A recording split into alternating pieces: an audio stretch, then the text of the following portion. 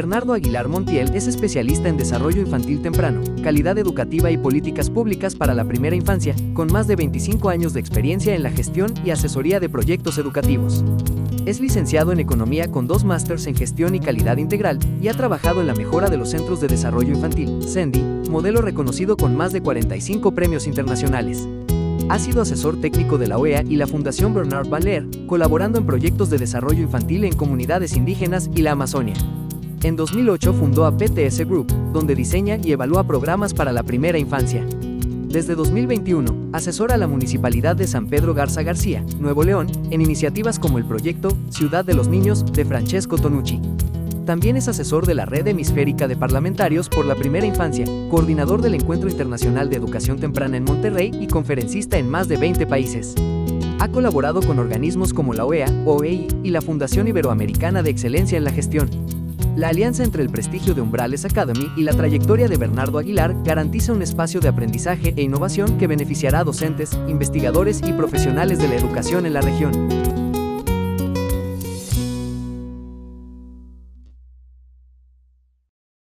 Gracias, Paola. ¿Se me escucha? Sí, perfectamente. ¿Sí? Perfecto. Bueno, pues primero que nada quiero agradecerles la oportunidad que me brindan de poderme pues estar aquí en este foro y poder tener contacto con educadores de primera infancia, entiendo que no solamente de México.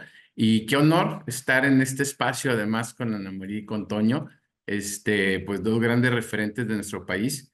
Creo que hoy más que nunca veo con esperanza, veo con que a pesar de que pasamos momentos complicados, hoy tenemos un marco de política pública que establece un poco cómo debe ser la atención de los niños y las niñas.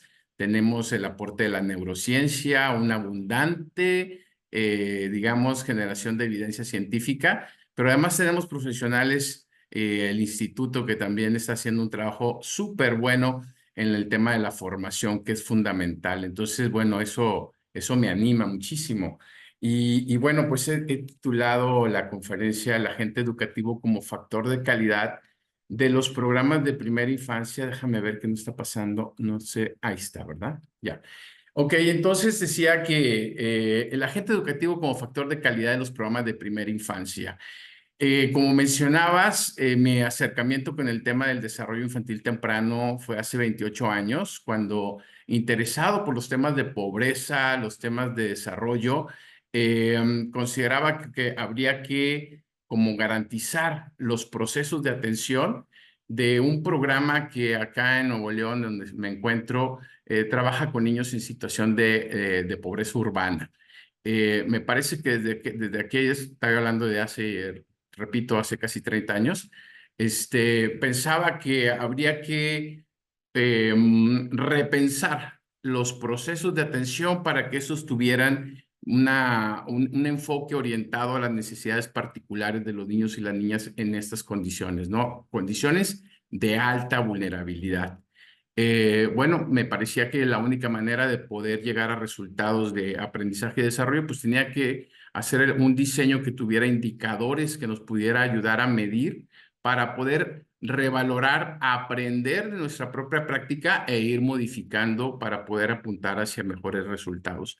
En ese proceso de los primeros, estoy hablando de hace un buen rato, pude entender que si no se trabajaba de la mano de la familia y de los líderes comunitarios, porque es ahí donde los niños crecen, juegan, se desarrollan, digamos, sus entornos, pues era complicado. Así que bueno, a lo largo de mi trabajo, de mi acercamiento con la primera infancia, pude de alguna manera comprender que el trabajo del educador, del especialista relacionado con la primera infancia, tiene que ir un poquito más allá de las aulas, ¿no? Y creo que de eso quiero hablar el día de hoy también. ¿Cuál es ese rol del educador como factor de calidad? Y bueno, hago la pregunta, ¿calidad? Porque finalmente este concepto, esta definición del concepto de la calidad de un programa de atención a la primera infancia, pues es un concepto relativo, ¿no? Relativo porque va cambiando, digamos, es muy dinámico, cambia con relación al entorno, con el contexto, con el momento que vivimos. y cambia definitivamente también en función de las condiciones particulares que viven los niños y las niñas. Hace 18 años, además, tuve un acercamiento ya con la neurociencia, el neurodesarrollo, con investigadores. Ahorita escuchaba a Ana María con atención y mencionaba a Stuart Shanker, con quien tengo buena amistad también. Y bueno, eso para mí cambió mi paradigma, mi paradigma con relación a la calidad. Estoy hablando de hace 17 años. Porque parte de mi tarea era no solamente diseñar procesos, pero también evaluarlos para la mejora. Y entonces, a partir de que los neurocientíficos nos empezaron a aportar, de alguna manera, todo el conocimiento con relación a los factores de riesgo que afectan el desarrollo del cerebro y cómo podemos entender que estos definen a su vez el aprendizaje, la conducta, el comportamiento y la salud a lo largo del ciclo de vida, pues entonces me voló la cabeza, porque entonces entendí que muchos de estos procesos o esas maneras de planear, esas maneras de realizar las actividades para con los niños menores de 6 años estaban completamente obsoletas, ¿no? Había que traducir toda esta ciencia, todo este fundamento de la neurociencia hacia la práctica, hacia la formación docente, hacia el diseño de los programas.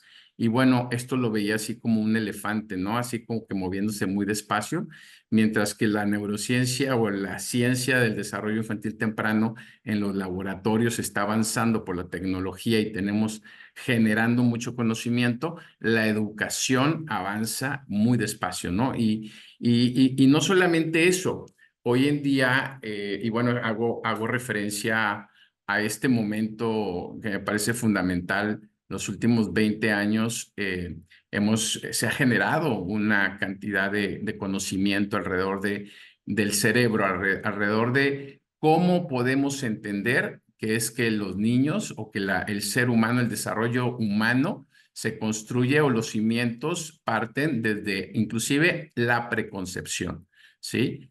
Últimamente hablamos de que es fundamental los primeros 1000 días del desarrollo, pero en un país como México, en donde los niños nacen de mamás con condiciones vulnerables, pues tendríamos que estar pensando también un poquito más atrás, o sea, la preconcepción, ¿no? El momento en el que las madres van preparándose su cuerpo, preparándose psicológicamente, emocionalmente para poder gestar y para poder pasar en el momento más importante en la construcción de las capacidades del individuo, que es desde justamente la gestación y luego los primeros años de la vida.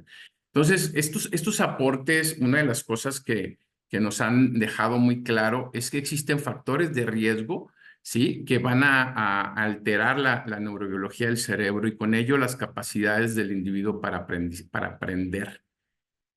Estamos aquí, yo felicito a las educadoras y educadores especialistas del desarrollo infantil temprano que toman su tiempo para poderse actualizar. Creo que eso es clave, es alguna responsabilidad que todos los educadores debemos de tener, mantenernos en una constante actualización con relación a cómo es que el cerebro aprende y cómo todos estos factores que están en el ambiente modifican la estructura y modifican la neurobiología del cerebro, alterando las capacidades del niño para poder aprender. Al final de cuentas, lo que nos interesa es que los niños, claro, sean felices, se desarrollen, pero que también aprendan, porque necesitamos que en ese tránsito de la educación ellos puedan desarrollarse y puedan aprender para poder continuar durante el ciclo de la vida siendo mejores personas e individuos productivos, ¿no? Para nuestro país también.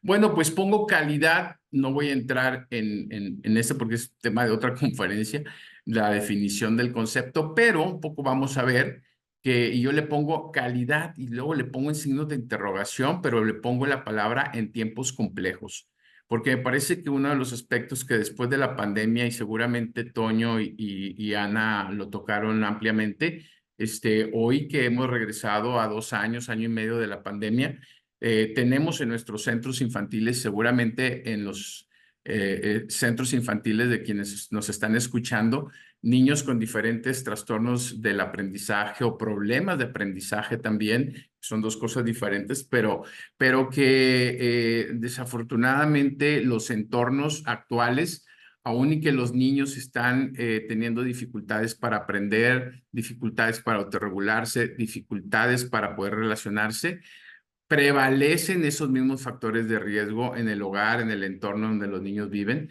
y eso es algo que tenemos que poner el dedo en la llaga para poder también llamar la atención de quienes están legislando, ¿no? Es fundamental que tanto la ciencia del desarrollo como quienes diseñan la política, diseñan los programas, hacen la práctica, estemos de alguna manera articulados o reflexionando o haciendo el debate, ¿no? Porque me parece que es clave que, es claro, perdón, que las condiciones en el hogar y en el entorno comunitario o las ciudades son cada vez más complejas y de alguna manera están también profundizando estos problemas.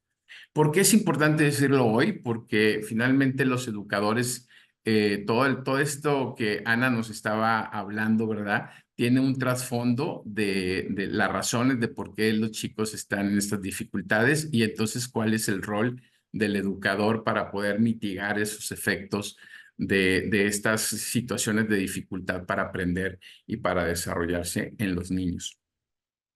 Tiempos complejos que nos hacen ver que problemas, fenómenos o factores psicosociales, por ejemplo, problemas en la familia, ¿no? Violencia durante y después de la pandemia se incrementó los índices de violencia intrafamiliar, feminicidios, todos estos que generan ambientes extremos de estrés crónico, ¿verdad? En muchos casos, en ciertos ambientes, entornos urbanos marginados, pues ya de por sí con situaciones de hacinamiento, con situaciones de violencia previa, que se vino a recrudecer, ¿no? Un aspecto que todos creo que hacemos referencia, y esto yo lo he visto en pues, prácticamente todo el mundo, que es el tiempo que tienen los niños frente a pantallas, ¿no? Esto está alterando no solamente sus procesos de sueño, y obviamente las alteraciones en el sueño también tienen una repercusión en la memoria y en el estado emocional del niño, recrudeciendo todas estas situaciones. Importante entender, repito, las causas y cómo estos factores de riesgo, ¿verdad? Están presentes en los entornos de nuestros niños que estamos educando, atendiendo, con los que tenemos relación. Porque el educador también se vuelve un orientador, un guía, un educador de valores, un educador de hábitos saludables y no solamente un diseñador de espacios, de ambientes o de experiencias, sino entendiendo todo lo que la neurociencia nos aporta y lo que seguramente se viene ofreciendo en la formación que el instituto ofrece, pues hoy entendemos cómo estos factores de riesgo tenemos que propiciar factores protectores desde el aula, pero también orientar a la familia diariamente, permanentemente, sistemáticamente y acompañar para que las familias puedan de alguna manera modificar esas prácticas de crianza, realizar, entender, comprender cómo estos factores de riesgo que están presentes en el entorno de los niños o en los entornos familiares están produciendo estas situaciones de dificultad en el estado socioemocional principalmente y luego entonces en el desarrollo cognitivo de los niños. Y bueno, las instituciones, los centros infantiles, los programas de atención a la primera infancia deben de tener esto muy claro y también a su vez, pues de alguna manera levantar la voz para que las políticas públicas municipales, estatales y nacionales que tienen que ver con la primera infancia, se haga el esfuerzo de que estas deben ser intersectoriales. O sea, falta mucho trabajo, digamos, en el diseño de la política y sobre todo en su aplicación para que el sector salud, sector bienestar, sector educación estuviesen trabajando de manera coordinada y que la política de primera infancia funcione para tratar de mitigar todas estas situaciones, ¿no? Tener la comprensión, repito, de cómo es que estos factores afectan el neurodesarrollo y con ello el aprendizaje es fundamental. Hoy entendemos que el estrés crónico o tóxico, como lo conocemos, ¿verdad? Que son periodos, digamos, repetitivos y constantes en donde el niño desde edades muy tempranas está no teniendo respuesta a sus necesidades básicas y que eso genera estos picos de cortisol que afectan a su desarrollo, pues afectan su conducta, afectan su comportamiento y las capacidades del individuo para aprender. No solamente esto afecta, repito, la conducta, pero también habilidades o las capacidades cognitivas, principalmente en la memoria, ¿no? Entonces, generar entornos, entonces, que sean positivos en las aulas, en los espacios donde tenemos a los niños, es fundamental. Bueno, pongo este slide precisamente porque la neurociencia, una de las cosas principales de las que hemos aprendido y que ese concepto es fundamental, el cómo el cerebro tiene esas ventanas de oportunidad en donde la capacidad del cerebro para generar conexiones entre las células del cerebro, generar sinapsis y luego a partir de ahí construir más una fortaleza en la capacidad o en la arquitectura cerebral, pues arranca desde la etapa, repito, gestacional y los primeros años, ¿no? Ahora, es a través justamente de la repetición del uso de estas habilidades en ciertas edades, en ciertas etapas del desarrollo, que es que podemos consolidar estas redes y que todos estos factores que vengo hablando de riesgo, pues obviamente reducen, digamos, o afectan negativamente la capacidad del cerebro para construir estas redes neuronales. Por otro lado, existen pues factores protectores, de los cuales voy a hablar en un momento y de los cuales como educadores podemos lograr ayudar a que a través de experiencias favorables, positivas, a través de ambientes favorables y también a través de la orientación con relación a lo crítico, a lo importante que es la alimentación y el sueño en edades tempranas para que junto estos elementos puedan mitigar los efectos negativos con los que los niños de alguna manera nacen, pero sobre todo este mismo conocimiento, considerarlo a la hora de, en un aula, poder diseñar las estrategias, de poder diseñar la práctica en el aula, las actividades con las que estamos trabajando con los niños y orientamos a las familias. Uno de los aprendizajes importantes que la neurociencia nos ha dejado y que tenemos que tener claro es que las experiencias tempranas moldean la arquitectura del cerebro. Esto es fundamental porque nos hace reflexionar que la calidad no es una moda, no es un cliché. La calidad en la atención de los niños, o sea, los procesos de atención, el cómo estamos implementando nuestros programas deben ser estrictamente de calidad, ¿no? O sea, deben de cumplir un objetivo bien claro de acuerdo con la etapa del desarrollo del niño, pero también fundado o observando cuáles son los contextos o los entornos que están afectando las capacidades del niño para poder responder a estos desafíos. Ese es el gran reto que tenemos, el poder tener información más clara con relación al aporte de la neurociencia por un lado, pero por el otro lado entender cómo es que están los niños siendo afectados en sus hogares o en sus entornos para poder entonces responder desde nuestros programas, ¿no?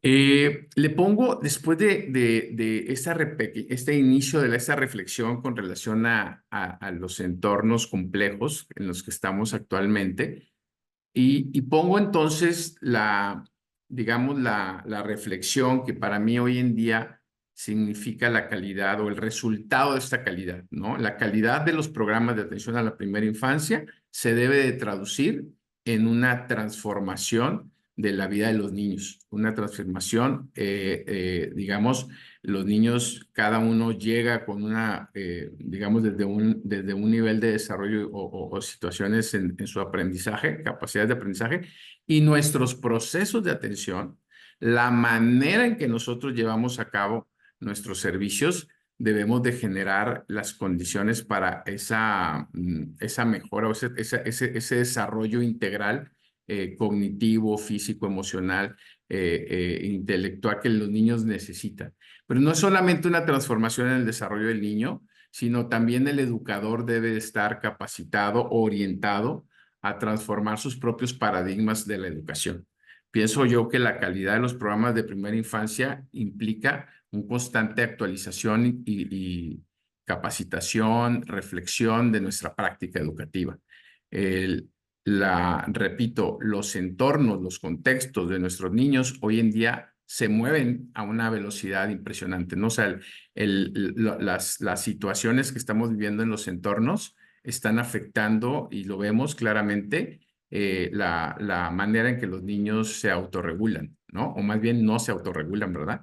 Y todo eso como no solamente afectando también algunas capacidades, repito, de memoria, de concentración, que afectan obviamente sus capacidades de aprendizaje. ¿Y qué estamos haciendo? ¿Cómo es que el educador infantil o el agente educativo, comprendiendo cómo es que el cerebro aprende, cómo es que estamos entonces nuestros paradigmas, cómo es que estamos modificando nuestros paradigmas y con ello modificando también nuestras prácticas? Eh, y por eso hablo de transformación. Y pienso yo que la calidad comienza con uno mismo. La calidad comienza cuando uno hace una reflexión de todo, de cómo es que, de la práctica que estamos haciendo, del entender el cómo estamos trabajando, el cómo para mí es fundamental, y para poder tener un cómo correcto necesito tener el para qué y el por qué no. Tengo que tener una base científica o una base sobre el desarrollo para poder entender cómo los programas deben de realizarse, de implementarse, ¿sí? Y permanentemente estarse mejorando. No quedarnos con el cumplimiento de una meta, un objetivo, un programa, sino reflexionar permanentemente si esto realmente está teniendo un efecto en el desarrollo de los niños. Todo eso que estoy diciendo, me parece que uno de los principales paradigmas que tenemos que tener bien claro o seguir pensando es el cómo aprende el niño, ¿no? Es que sigo viendo que a pesar de que ya existe conocimiento y entendemos que los niños necesitan de la interacción, cuando uno visita centros infantiles, muchas veces seguimos trabajando desde una mesa con unas hojas y no estamos de alguna manera cambiando nuestras formas, quizás porque nuestro paradigma en relación a cómo es que el niño aprende en la primera infancia todavía no lo hemos modificado, ¿no? El niño aprende, o el cerebro del niño en esta etapa de mayor actividad sináptica, ¿verdad? De mayor neuroplasticidad, aprende a partir de los sentidos, ¿no? A partir de usar todos sus sentidos, ¿sí? A partir de el poder tener esa posibilidad de experimentar, ¿sí? De poderse hacer preguntas y a su vez él mismo experimentar con sus sentidos. Y muchas veces en los centros infantiles vemos que está un poco rígido, ¿no? Que no tenemos miedo que los niños se caigan o se ensucien y claro, tenemos como adultos que tener siempre ambientes seguros y tener mucha atención con lo que estamos haciendo, pero partir de qué es lo que queremos hacer con esa actividad, ¿no? entendiendo el momento en el que el niño está y cómo es que su cerebro está aprendiendo, ¿no? Porque tenemos que aprovechar el momento en donde el cerebro es altamente plástico, donde la actividad sináptica es mucho más intensa y que permite que los niños entonces estén teniendo un desarrollo armónico integral pues importante, ¿no? Ahora, todo esto tenemos que transmitirlo también a los padres de familia, ¿verdad? Porque en casa tenemos un laboratorio para poder también experimentar este tipo de actividades. El niño aprende de manera natural a través del juego, ¿verdad? Y a veces pensamos que necesitamos, pues digamos que cosas muy complejas o que no tenemos las condiciones económicas como para generar los juegos que los niños necesitan. Y en estas fotografías observamos que el juego puede ser bastante, mucho más sencillo de lo que a veces vemos. Y hoy tenemos, más bien tenemos que entender, ¿verdad? Primero que nada, que el jugar no solamente en el aula, pero también en el espacio público, en el hogar, y tener oportunidades de juego libre y tener también oportunidades de juego dirigido, el poder diseñar ambientes que propicien el juego, pues nos van a ayudar a que desarrollemos esas habilidades socioemocionales de comunicación, cognitivas, sí, que los niños necesitan para continuar su aprendizaje, ¿no? En estos ejemplos de fotografías observamos cómo se pueden realizar de manera muy sencilla, pero necesitamos condiciones en el ambiente, ¿no? No tan rígidos en donde haya mesas y sillas que no se pueden modificar en el aula, sino necesitamos más creatividad de parte nuestra como docentes y la única manera que yo entiendo es que podamos tener bien claro el fundamento científico que hay detrás de esto, ¿no? Otra vez, el entender que el juego favorece al fortalecimiento de estas conexiones neuronales que generan las capacidades del niño para aprender. Entonces, si nosotros observamos a los niños que vienen desde casa, a veces en entornos que son violentos, en donde no se les escucha, en donde no se interactúa, pues es normal que el niño llegue al centro infantil y que venga con otros comportamientos a veces agresivos o que sean de escasa comunicación verbal o no verbal. Y luego muchas veces pues ponemos actividades que no les favorece a justamente poder aprender y poder disfrutar, ¿no? Y bueno, en nuestro país, las escuelas en zonas urbano marginadas o en las zonas rurales, pues tienen en ocasiones, pareciera que tienen menos condiciones, sin embargo, si nosotros entendemos el concepto del juego y del cómo a través del juego podemos favorecer el aprendizaje, podemos sin duda generar espacios enriquecidos que van a ayudar al niño. Obviamente, repito, es fundamental el asegurar también el desarrollo socioemocional. Y por eso viene este otro aspecto, ¿no? Que es fundamental. El cerebro aprende también a partir de las interacciones, pero interacciones que son receptivas y sensibles del adulto, ¿verdad? El adulto, en este caso, el educador o el agente educativo, sí, el padre de familia o quien está cerca, debe de comprender cómo es que estas interacciones a las que la ciencia le llama interacciones de servir y devolver, que son interacciones en donde el niño, inclusive el bebé, ¿verdad? Cuando uno tiene claridad de esto y tiene una intencionalidad a través de la lectura de su lenguaje no verbal, de su balbuceo, de sus movimientos, y uno lo interpreta de manera correcta y es pertinente a la hora de responder.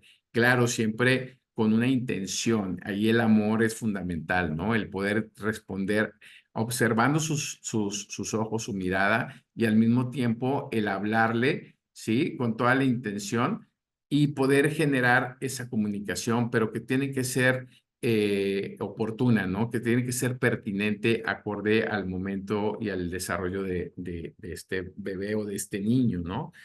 Conforme las etapas el niño va creciendo, va en la medida que nosotros entendemos el momento en el que el niño está, podemos favorecer estas interacciones positivas, esas interacciones de calidad, siempre siendo, repito, sensibles y entendiendo cómo podemos realizarlas, ¿no? Es fundamental ahí el rol del educador, el que podamos generar, no solamente son el generar las interacciones adulto-niño, sino también el poder provocar momentos a través de las estrategias o las actividades que tenemos programadas, la interacción entre los pares es fundamental también, ¿no?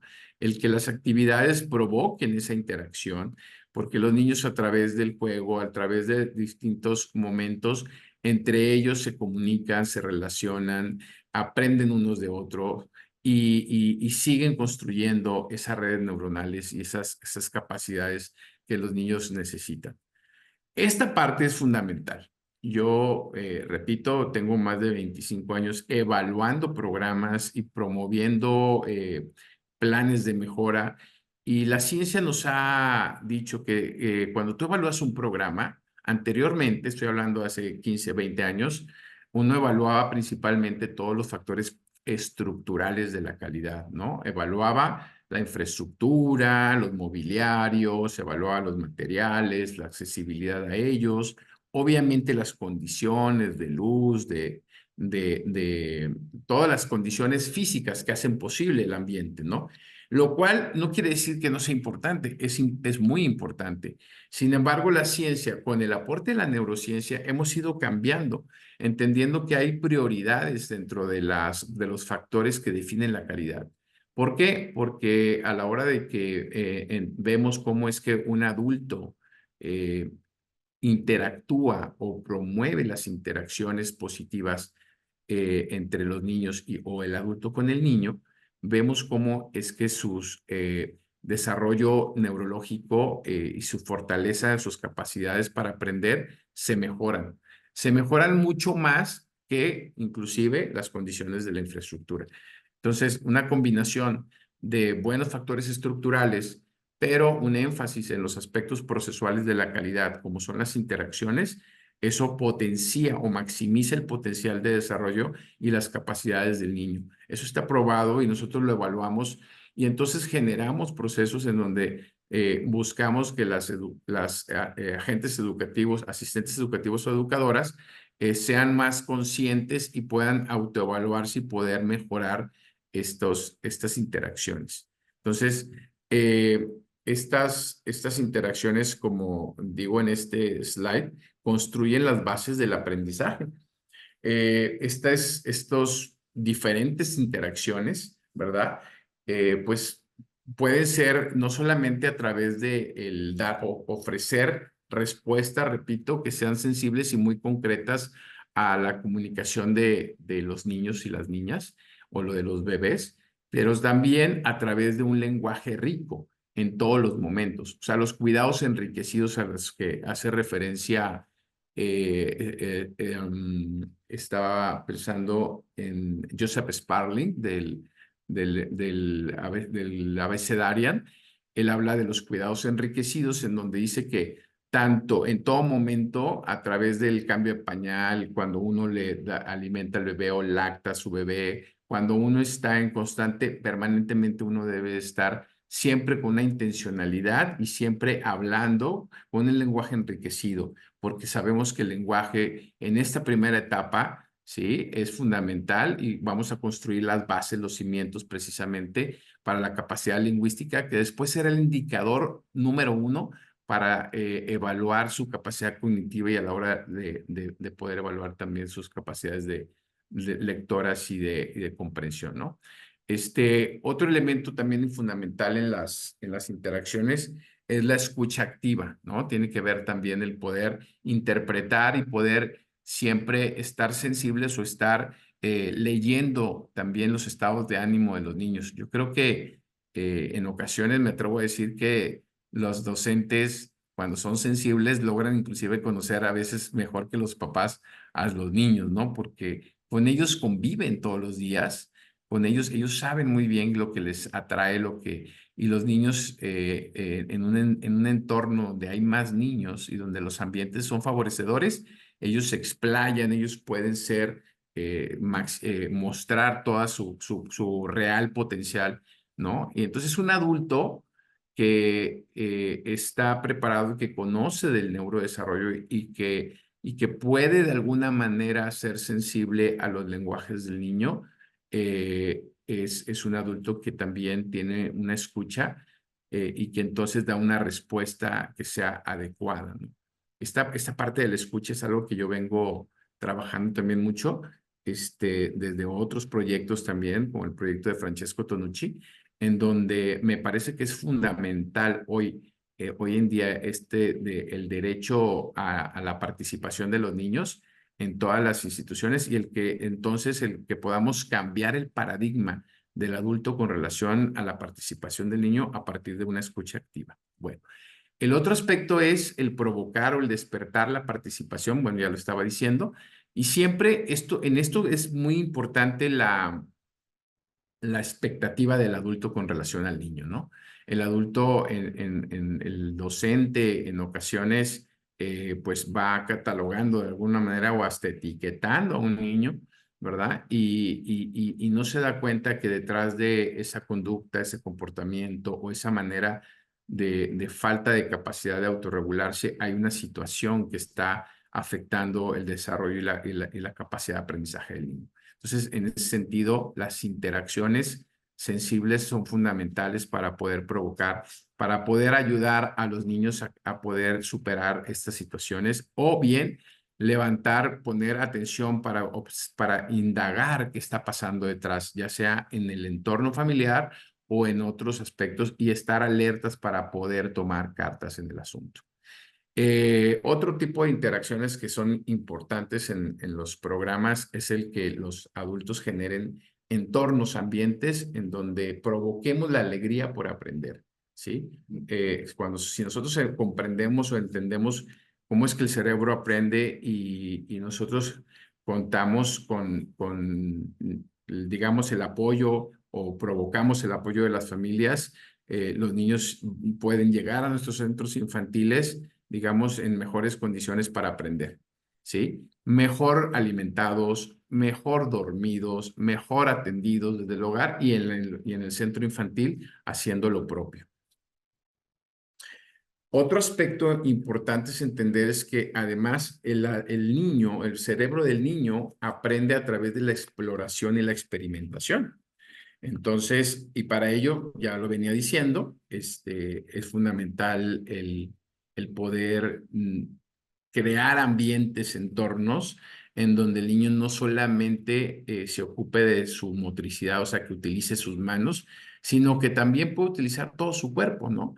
Y que a través de esta experimentación, de estas formas distintas de relacionarse, ¿sí? Su cerebro logra maximizar ese potencial en sus conexiones. El cerebro es digamos que el único órgano que permanentemente está aprendiendo y reaprendiendo y puede generar nuevos circuitos neuronales que permiten la capacidad de aprender, ¿no? Y si nosotros además, entendiendo esto, orientamos la formación de hábitos saludables, ¿verdad? Para poder de alguna manera modular el hecho de que los niños van a tener siempre, digamos, ese intercambio con las pantallas, ¿no? Pero desde ahí podríamos generar hábitos saludables para hacer ver que esto en edades tempranas no favorece en lo más mínimo a su autorregulación, a su memoria, a su sistema nervioso. Y eso va a afectar las relaciones y va a afectar la comunicación y va a afectar el desarrollo de los niños, ¿no? Entonces, el educador de la primera infancia no solamente es un diseñador de espacios, ambientes, entornos, pero también es una guía, es un orientador para la familia y para los mismos niños en la creación de hábitos saludables, tanto no solamente en la alimentación, ¿no? En la alimentación que hoy en día además es todo un issue, es todo un problema, porque no entendemos que la alimentación en esta etapa de la vida tiene que estar orientada a nutrir el cerebro, a nutrir con proteínas, con vitaminas, con ácidos grasos esenciales, con neuronutrientes, las capacidades del cerebro, ¿no? Si nosotros hoy en día no ponemos atención y los padres de familia están trabajando y los niños regresan a su casa y abren la alacena, ¿qué se encuentran en esa alacena? Galletas, cereales, jugos. Y los niños, pues obviamente, pues eso es lo que les gusta, el azúcar, ¿no?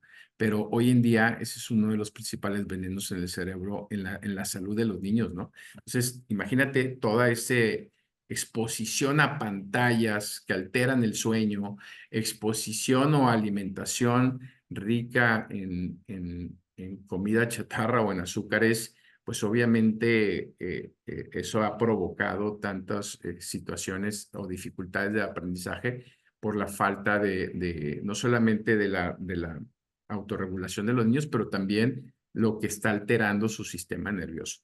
El niño aprende, como ya decíamos, a través de escuchar, tocar, intentar observar, preguntarse y cómo el adulto puede ayudar a que en esta etapa estimule de manera correcta a los niños, ¿no?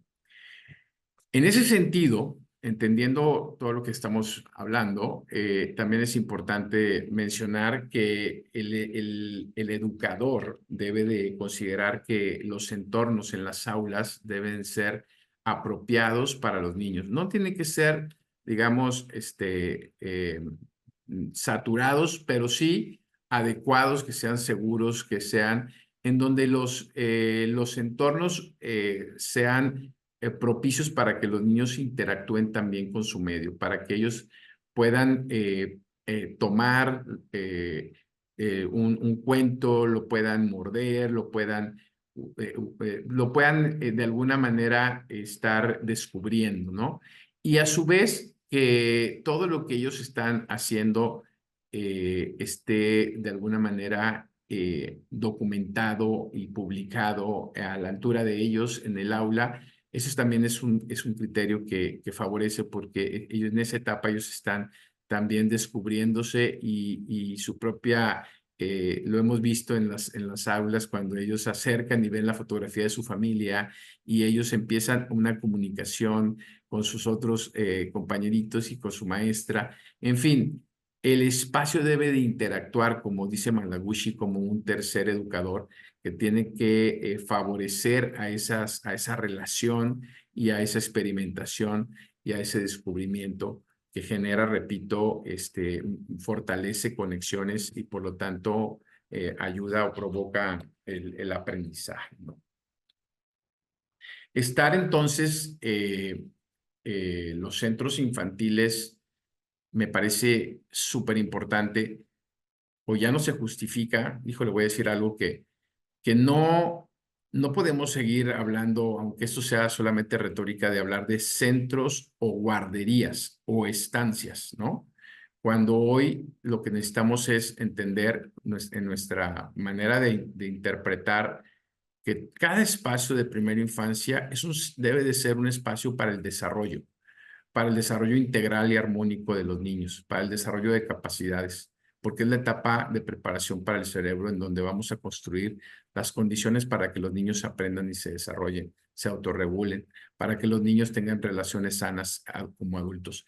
Pero si nosotros seguimos pensando en centros que solamente o hacen asistencia o cuidan niños o solamente no hay una atención, digamos, integral, estamos dejando de alguna manera o perdiendo la oportunidad de maximizar el potencial de los niños.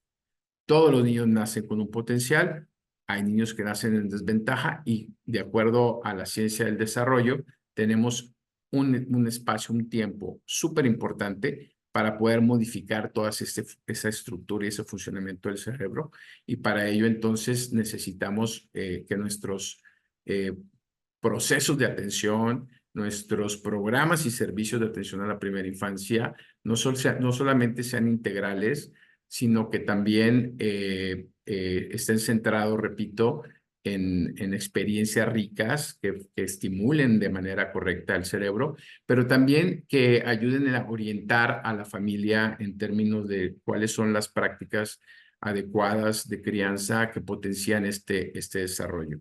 Entonces, los niños, repito, observan, perciben, escuchan, sienten, y el adulto es el que modela, ¿no? Y sus interacciones, sus intenciones, el amor, como bien lo estaba diciendo Ana, y yo también hablo mucho de este tema, del tema del amor, de cómo podemos desde el amor ser intencionales con las cosas con la manera en la que interactuamos y la manera que implementamos los programas de primera infancia. Es fundamental.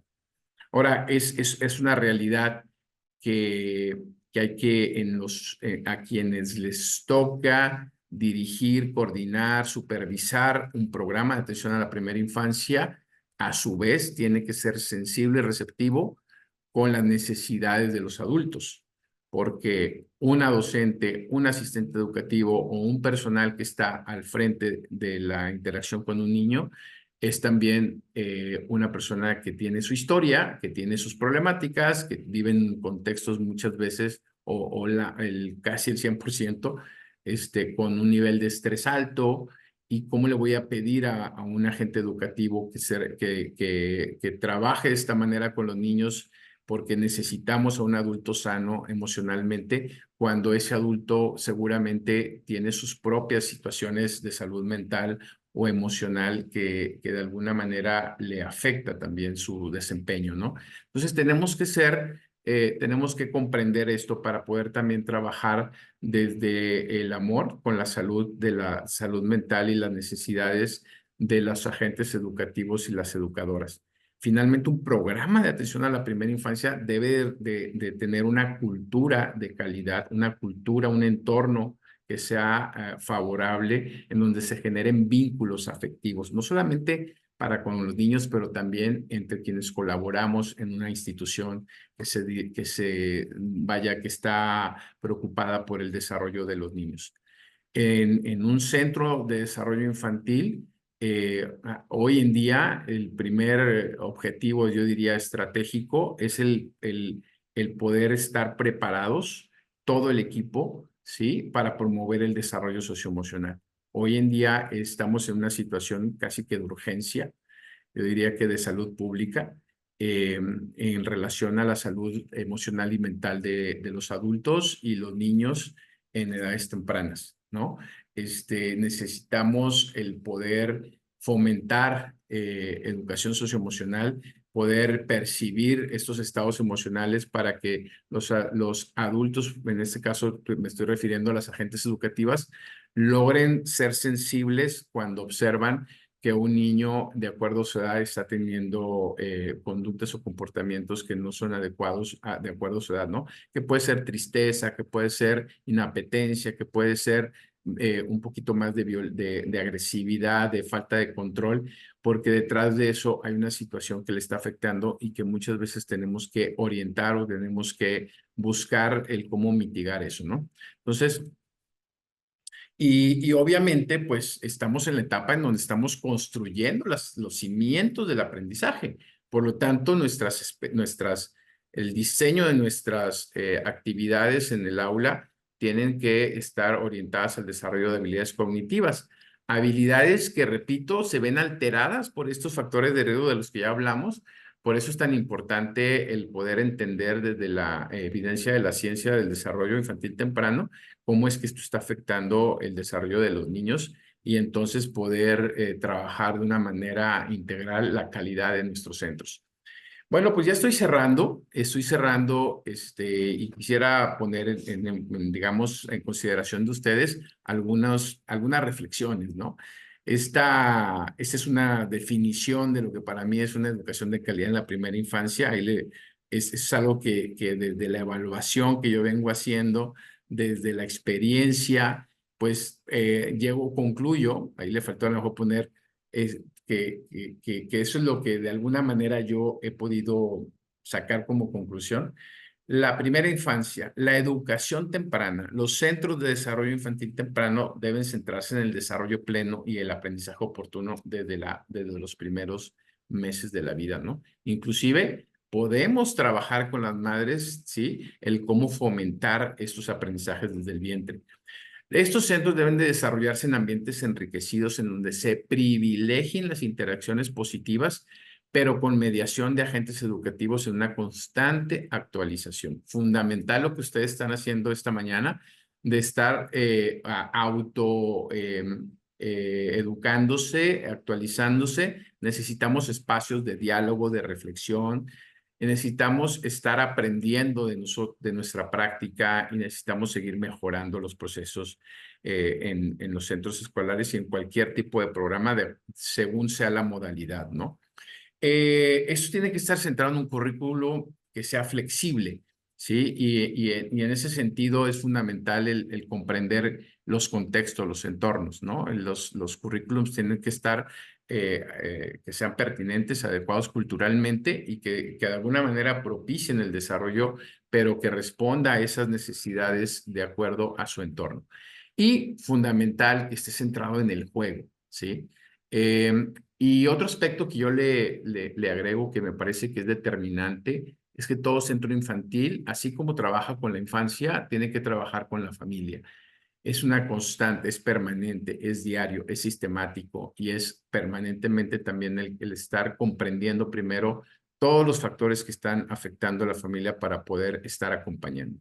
Y también atendiendo, repito, a sus necesidades en el contexto. Y para terminar, entonces, porque la charla hablaba de cuál es ese rol del agente educativo en todo esto que le llamamos calidad en la atención de los niños. Bueno, pues el educador de primera infancia es un facilitador de experiencias significativas, de ambientes enriquecidos y de interacciones sensibles y receptivas. ¿Sí? Ya no es el paradigma, digamos, del que lo conocía todo, lo sabía y transmitía y generaba actividades, ¿sí? Para que los niños pudieran irse preparando para la primaria, para la escuela, digamos, ¿no? O para aprender a escribir su nombre o para poder hablar y decir, no sé, leer un cuento, no. Eso ya es de 40 años atrás, ¿no? Hoy la neurociencia, el neurodesarrollo nos está diciendo, ¿no? Que las interacciones del cómo nosotros recibimos a los niños, cómo en cada momento del día podemos generar interacciones que sean sensibles y cómo esto genera o fortalece circuitos neuronales y entonces enriquece las capacidades del niño. Y por el otro lado, el que los ambientes, los entornos sean los adecuados, que sean seguros, que sean amigables, que sean propiciadores también de la interacción. Y bueno, pues que el adulto sea también un guía de la familia, ¿no? Un acompañante permanente, ¿no? Cantar, jugar, abrazar, leer, contar historias, sonreír, conversar, todo eso tiene un efecto positivo en el desarrollo.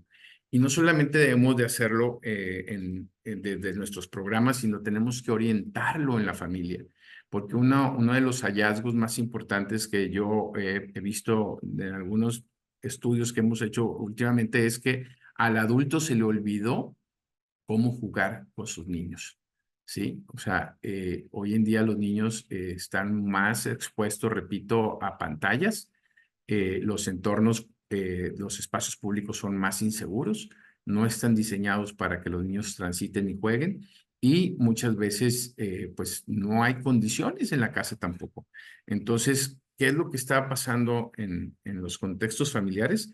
Que los niños tienen menos oportunidades de jugar y de interactuar con los adultos, o sea, en este caso con sus papás. Entonces, todo esto hay que propiciarlo también desde la familia. Y no olvidar que esta es la etapa más importante en donde existe mayor actividad sináptica, que lo que estamos nosotros, lo que tenemos en nuestras manos no es el futuro de nuestro país, es el presente de nuestro país. Y que a través de los niños podemos trabajar el desarrollo sostenible, el cuidado del medio ambiente, el cuidado de la salud, podemos mejorar muchas cosas si nosotros trabajamos y entendemos cómo es que el cerebro funciona, ¿no? Por lo tanto, la calidad implica un constante observar, aprender, mejorar, evaluar y mejorar para poder seguir construyendo mejores condiciones para que los niños se desarrollen y aprenden. No olvidar que esa es la etapa en donde podemos potenciar la imaginación, la creatividad, construir la autonomía, la seguridad de los niños y, por supuesto, el gusto por aprender. Es fundamental. Y bueno, pues con eso quiero agradecer nuevamente la atención y bueno, no sé si dejé espacio espero que sí, que tengamos tiempo para algunas preguntas y pues nuevamente agradecerles mucho la oportunidad de poder estar aquí y decirles que bueno, es fundamental también el que nosotros nos sigamos construyendo. Hay algo que también que en mí ha sido un parteaguas en esa trayectoria, que es el poder entender el propósito que tenemos de vida, el propósito que Dios nos da cuando estamos como agentes educativos. No es, sin duda, que es la labor profesional más importante, el poder incidir en el desarrollo, en las condiciones, en los hábitos, en la vida de un niño. Y bueno, me parece que eso, si nosotros lo valoramos y lo agradecemos todos los días como un propósito de vida, también somos más conscientes de que lo podemos realizar de la mejor manera. Así que, pues otra vez, gracias. Qué maravilla. Bueno, no, es que creo que estamos llenos de, pues de un reto muy grande. Creo que nos dejas como justamente reflexionando muchísimo. Creo que el papel que nos corresponde, como dices, estamos llevando una educación de hace 40 años, cuando los retos y la vida nos ponen en nuestro lugar Sí. y ya la neurociencia nos enseña cómo, ¿no? Entonces simplemente es esta cuestión de ubicarnos en el espacio y yo creo que todos estamos un poco sin palabras de todo el reto que tenemos delante de nosotros, pero también de toda pues la hermosura, como hablas, ¿no? De esta vocación del ser docente y que pues verdaderamente tomándolo en serio, pues el futuro está en nuestras manos para poderlo llevar a ese puerto al que todos estamos seguros que se puede llegar, pero con muchísimo esfuerzo y también de la mano de los papás. Sin duda es algo importantísimo que se tiene que complementar. No quiero quitar un tiempo. Yo sé que nos pasamos un pelín, pero si podemos tomar un espacio para un par de preguntas, a mí me parece que sería valiosísimo. Si podemos, si nos regalas unos 5 minutos para poder tener este Con espacio, te gusto, lo agradeceremos muchísimo. por supuesto. Pues aprovechamos, chicas, chicos, si gustan, pueden poner su manita y abrir su micrófono. Y pues aquí estamos para escuchar sus preguntas o estamos en shock y no queremos hacerlo, también lo entendería. Hay un Mm. reto por delante muy grande, yo lo sé. Ujú. Encantadísimo. Y sí me gustaría escucharlas y escucharlos, porque yo sé que el desafío es grande, pero me parece que hoy en día tenemos todas las condiciones y tenemos que trabajar en red. Creo que eso es fundamental. No podemos solos, pero hoy tenemos un marco de política, tenemos experiencias valiosísimas en nuestro país y en otros países que están a la mano y tenemos, repito, marcos, digamos, de referencia, la neurociencia aportándonos y lo más importante, el deseo de hacer las cosas bien. Entonces, yo les escucho. Exactamente. Yo aquí tenía una pregunta que la voy a leer. Comenta Adriana Bautista, si la mamá psicóloga de la UDEI argumenta que ella tiene la libertad de alimentar a su hija como ella quiere, le manda galletas, yogur de Oreo, salchichas, entiendo que más bien es, no sé si es una pregunta, pues un momento de mostrar algo de frustración que seguramente todos sentimos. No sé Sí, si quieras un poco sí, claro. platicarnos sobre este comentario de la Sí, maestra claro. Adriana Bautista. Claro, yo creo que eso, mira, eso es repetitivo en todos los lados a donde yo voy, porque yo enfatizo mucho el trabajo del docente con la familia. Entonces, lo primero que me dicen, porque también estoy dando clases en una universidad, una maestría en desarrollo infantil, entonces pues llevo todas mis docentes, las reto muchísimo y todas me dicen, no, profe, pero usted me estás hablando y mira que las familias son así asado. Y yo le digo, mira, vamos a ver, ningún papá nació, o sea, no fue papá con un manual aquí de cómo ser papá, ¿sí? Y Y hoy en día tenemos ahora sí argumentos. Lo que nosotros tenemos que hacer es el poder tomar los aspectos más sencillos de esta neurociencia, lo que nos están diciendo, cuáles son esos factores de riesgo y cuáles son esos factores protectores. Son conceptos muy sencillos. Factores que afectan o alteran, ¿sí?, el cerebro, y entender, desde mi punto de vista, cuando yo entiendo el para qué, entonces el papá se da cuenta que lo venía haciendo mal. O sea, ningún papá sabía que la alimentación más el buen sueño, más el beso y el abrazo, genera conexiones que fortalecen las capacidades del niño. No, eso no lo diría, pero me parece que es hasta lógico. Cuando yo le pongo un video y le ejemplifico, ¿verdad? Y le explico cómo el abrazo y el beso tiene un efecto, ¿verdad?, en tu estado de ánimo. Y si además te alimentas a tu cerebro a través de lo que tu cerebro necesita, y a eso le sumas el juego y le sumas entornos de alguna manera de interacción, o sea, el que el niño vaya y esté con sus amiguitos, que visite a la abuelita, que esté con los primos, o sea, todo ese tipo de interacciones que siempre serán emocionalmente positivas, eso, la suma de eso, entonces ayuda a que sus condiciones sean mejor. Entonces mi respuesta está en que muchas veces el problema no está solamente en las familias, el problema está en los centros que no trabajamos de una manera sistemática, intencional y acompañamos a la familia. Yo les digo, los programas se deben de fundamentar con ciencia. Me estoy hablando con la ciencia del neurodesarrollo, ¿no? O sea, la práctica tiene que atrás haber un fundamento. O sea, si yo estoy haciendo algo y yo no estoy entendiendo el para qué, menos se lo voy a poder decir a un papá. Pero si yo estoy entendiendo el para qué estoy haciendo lo que estoy haciendo, entonces yo tengo que entender que tengo que tener un momento para hablar con la familia. Yo siempre recomiendo, antes de que inicies el ciclo escolar o empieces la práctica, primero revisa muy bien quién es la familia o sea, cómo es el entorno, caracterízalo. Es más, en mis clases, en las clases que yo ofrezco, les digo, primer paso, vamos a caracterizar a la familia y ahí empezamos a analizar, ¿no? Y entonces son conscientes de todos los factores de riesgo que hay, mis alumnos. Cuando se dan cuenta de eso, dicen, ah, caray, o sea, me voy a enfrentar a un niño que tiene todas estas condiciones. Entonces, ¿cómo va a ser tu práctica? Si hoy sabemos que eso está ya alterando, ¿verdad?, las condiciones de aprendizaje de los niños que vas a tener.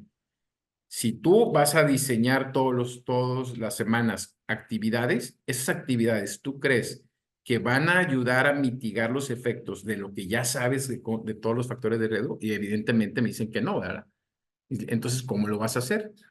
Y entonces le digo, ¿y qué pasaría si todos los días tú reunieras, en el contacto con los papás o al inicio del ciclo escolar, tú hablaras con los papás de esto? Y entonces orientaras y pusieras atención a aquellos niños que dentro de la norma, digamos, en la curva de cuántos niños tengo, hay niños que voy a tener en condiciones de alto riesgo. Generalmente es como un 30%, 30, a veces hasta 40, depende del contexto, ¿verdad? Y yo tengo que tener un proceso. Y les digo, oye, pero es que me dicen, es que eso no, en mi colegio no se hace, en mi escuela no se hace, el ministerio o la secretaría no lo... Bueno, pero si tú eres docente de calidad, tú tienes que provocar de otra manera el cómo enriquecer o fortalecer todo el proceso. O sea, yo sí soy un poco, ¿cómo se dice? Retador, o sea, como a eso me dedico, yo me dedico a la mejora, yo me dedico a la calidad, ¿no? Entonces, yo no puedo que me digan, ah, es que eso no se puede. No, ¿cómo es que no se puede? O sea, si ya tengo yo una evidencia, o sea, a eso me dedico. Yo perdón por lo que voy a decir, pero yo les digo, si tú no le entiendes esto o no, dedícate mejor a otra cosa, porque tienes la oportunidad maravillosa de transformar. Por eso le puse yo calidad, tiempos complejos, transformación. Pero la transformación empieza por mí. Yo no puedo decir, no puedo, ay, es que no sé qué, es que, no, no, no. El cómo sí, porque yo tengo el ¿cómo se dice? Ya bien claro el cómo lo voy a hacer, ¿no? Acabo de estar en Chiapas, Paola, yo te conté, con un maestro, con el maestro Bartolomé, Claro, claro, cómo no. ¿sí? Ujú. Y yo decía, bueno, ¿cómo le hace? Yo tengo que ir para allá a ver qué es lo que está haciendo, porque como un maestro indígena que tiene 50 niños de diferentes edades con todas las condiciones adversas, logra que esos niños no solamente se desarrollen, hablen, jueguen, ¿cómo? Si él no fue ni siquiera formado, ¿de dónde está sacando todo ese conocimiento el maestro? Y lo fui a visitar y cuando lo veo, sí digo, eso es lo que yo te vengo diciendo hace 25 años. No me pueden decir que no se puede si Bartolomé Sin Recursos lo está haciendo allá en Chiapas, en un ejido. O sea, claro, pero ¿en qué está en mí? Está en el paradigma que yo tengo de la educación, Claro, está en el claro. paradigma de lo que puede funcionar. Y claro, somos disruptivos. Yo los invito a que sean disruptivos. O sea, que si te dicen es que eso no se, eso es así y tú sabes que esto está mal, que tú hagas lo que le favorece al niño, porque a mí lo que me interesa es construir capacidades para el aprendizaje. Exactamente, ¿no? Completamente, completamente de acuerdo. Creo que me quedo un poco con 3 puntos que acabas de mencionar. Primero, utilizar la ciencia a nuestro favor, la tenemos, Ujú. no hay que ponerla en duda, ahí están los resultados, pero simplemente hay que creérnosla, hacer un buen diagnóstico. Yo digo, es como el diagnóstico del médico, pues si te rompiste la pierna, hazte una radiografía y entonces te pones un yeso en la pierna. Primero ve qué tienes y si ya tienes el diagnóstico, pues entonces puedes actuar en consecuencia. Estamos en la era en que ya tenemos los diagnósticos, tenemos, como dicen, el remedio y el trapito, Es pues correcto. pongámoslo a funcionar para nosotros, ¿no? En segundo lugar, creérnosla, ¿no? Ver cómo sí, aquí Sandra Salazar nos comenta es vocación. Creo que lo que estás haciendo es volver a prender ese fuego de esta vocación, que yo les felicito a cada una porque están hoy conectadas, Ujú, conectados en un día de puente en un ujú. momento que podrían hacer cualquier otra cosa, pero se están formando. Y Sí, eso es vocación, eso es querer, y así eso es. va a ser la diferencia para cada uno de esos pequeñitos que van a regresar el martes y le van a empezar a cambiar la vida por estar hoy aquí. Y bueno, emocionante. Y la tercera cosa que estamos haciendo una red. Estamos Sí, haciendo justo, una red. generando lo que solos no podemos. Esto que está viviendo, que estamos viendo en estos días en Neuroeduca, más de 1,000 personas conectadas, 50 ponentes de diferentes países y cada uno de nuestros ponentes especialistas, como el maestro Bernardo, con un proyecto de altísimo éxito, que es un parámetro a nivel mundial, poniéndolo aquí a disposición de nosotros para aprender y poderlo hacernos nuestro, ¿no? Entonces, hagamos esas redes, este es el primer paso para sembrar esta gran semilla de muchas, muchas cosas que vendrán. Así que bienvenido, Bernardo, a esta tu casa Umbrales, a este Gracias. foro Neuroeduca. Gracias por creer, gracias por acompañarnos. Gracias a todos los que están aquí conectados, porque ustedes están haciendo la diferencia para este cambio. Los Yes. felicito enormemente y pues un aplauso para todos nosotros y hacia adelante. Muchísimas, muchísimas gracias. Un aplauso, Bernardo. Gracias, Paula. Gracias, pues a todas y a todos, lo mejor y yo, pues siempre pienso que hay que estar reflexionando mucho sobre el propósito. O sea, ¿por qué estoy en donde estoy? Sí, porque eso es lo que le da sentido también a nuestra práctica. Y bueno, pues otra vez, gracias, Paula. Gracias a todo lo que vienen haciendo y a la orden. Y bueno, pues que Dios las bendiga y los bendiga.